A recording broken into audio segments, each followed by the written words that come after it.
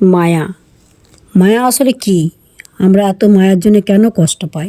সংসারে যত কষ্ট আসে মায়া থেকে। তাই এই মায়া পরিত্রাণের উপায় কি? মিয়তে অনয়ে ইতি মায়া, অর্থাৎ যেটা আদৌ সত্য নয় সেটাতে অভিনিবিষ্ট হওয়াটাই মায়া। মায়া হলো এক প্রকার শক্তি যা আমাদেরকে এই জড়জগতে আবদ্ধ করে রাখে। মায়া বলতে যে শুধু মেয়ে বা মহিলাকে বোঝায় তা কিন্তু নয়। মায়ার অনেক রূপ হতে পারে, যেমন বাড়ি, টাকা, পয়সা, এসব অনেক কিছুই হতে পারে। মায়া হলো এক ধরনের মোহ। আপনি যদি কোনো বিষয়ের প্রতি অত্যাধিক মোহিত হয়ে যান, সেটাই হলো মায়া। মায়া ভগবানের বহিরাঙ্গা শক্তি এবং এই জগৎটা এই বহিরাঙ্গা শক্তির দ্বারাই পরিচালিত হয়। মায়ার কাজই হলো পরীক্ষা করা। ধরুন আপনি কোনো রাজার বন্ধু, আপনি তার প্রাসাদে যেতে চান, কিন্তু গিয়ে দেখলেন প্রাসাদের গেটের সামনে কিছু কুকুর দাঁড়িয়ে আছে এবং তারা আপনাকে দেখার মাত্র ঘেউ ঘেউ করতে লাগলো। কিছুক্ষণ পর আপনার বন্ধু আপনাকে দেখতে পেয়ে এগিয়ে আসলো, আর তখন কুকুরগুলো তাদের ঘেউ ঘেউ বন্ধ করে দিয়ে আপনাকে প্রণাম করতে লাগলো। মায়া ঠিক তেমনি, আপনি কতখানি ভগবানের শরণাগত হয়েছেন, মায়া কিন্তু তা পরীক্ষা করবেই করবে।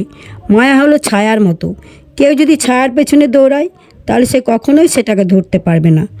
কৃষ্ণ ভুলি যেই জীব অনাদি বহির্মুখ, অতএব মায়া তারে দেয় সংসার দুঃখ। অর্থাৎ শ্রীকৃষ্ণকে ভুলে জীব অনাদিকাল ধরে জড় প্রকৃতির প্রতি আকৃষ্ট হয়ে রয়েছে। তাই শ্রীমদ্ ভাগবত গীতায় ভগবান শ্রীকৃষ্ণ স্পষ্ট বলেছেন, দৈবীরেশা গুণময়ী মম মায়া দূরত্বয়া মামেব প্রপদ্যন্তে মামে তাং তরন্তিতি। অর্থাৎ আমার এই দৈবী মায়া ত্রিগুণাত্মিকা এবং তা দূরতিক্রমণীয়া, কিন্তু যারা আমাতে প্রপত্তি করেন তারাই এই মায়া উত্তীর্ণ হতে পারেন। কৃষ্ণ সূর্য সম, মায়া হলো অন্ধকার, যাহা কৃষ্ণ তাহা নাই মায়ার অধিকার। অর্থাৎ শ্রীকৃষ্ণকে সূর্যের সঙ্গে তুলনা করা হয়েছে এবং মায়াকে অন্ধকারের সঙ্গে তুলনা করা হয়েছে। সূর্য কিরণের প্রকাশ হলে যেমন আর সেখানে অন্ধকার থাকতে পারে না, তেমনি কেউ যদি কৃষ্ণ ভক্তির পন্থা অবলম্বন করেন তখন মায়ার অন্ধকার তৎক্ষণাৎ সেখান থেকে চলে যায়। শ্রী চৈতন্য চরিতামৃতে মধ্যলীলায় বলা হয়েছে, তাতে কৃষ্ণ ভজে করে গুরুর সেবন, মায়াজাল ছুটে পায় কৃষ্ণেরও চরণ।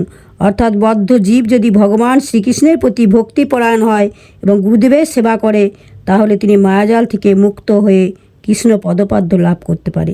তাই মায়াকে অতিক্রম করতে হলে আমাদের একমাত্র ভগবানের শরণাপন্ন ছাড়া কোন।